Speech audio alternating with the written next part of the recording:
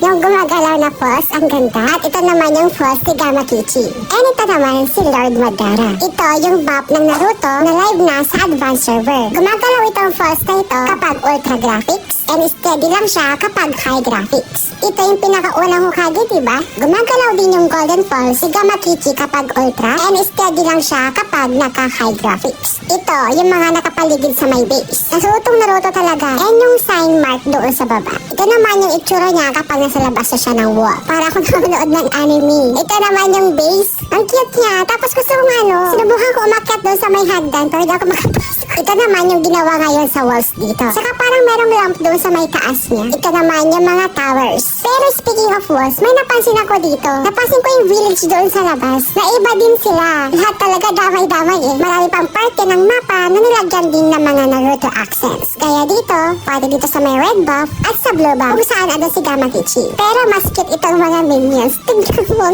Ito naman si Lord Madara. Ito yung animations niya kapag nagkipaglaban siya sa'yo with matching effects. So nadagdagan pa siya ng konting graphic. Ito na kung paano sila susugod kasama yung mga minions. Ang laki ng ibang minions niya dito. Ito naman yung pag-exit niya kapag napatay na yung Lord. Parang hinigop lang din. Yung minions talaga ang kikit nila. Naka-uniforms din. Tsa! Ito naman yung effects ng Tore kapag ina-atake yung kalaban. So what can you say sa new map ng MLBB?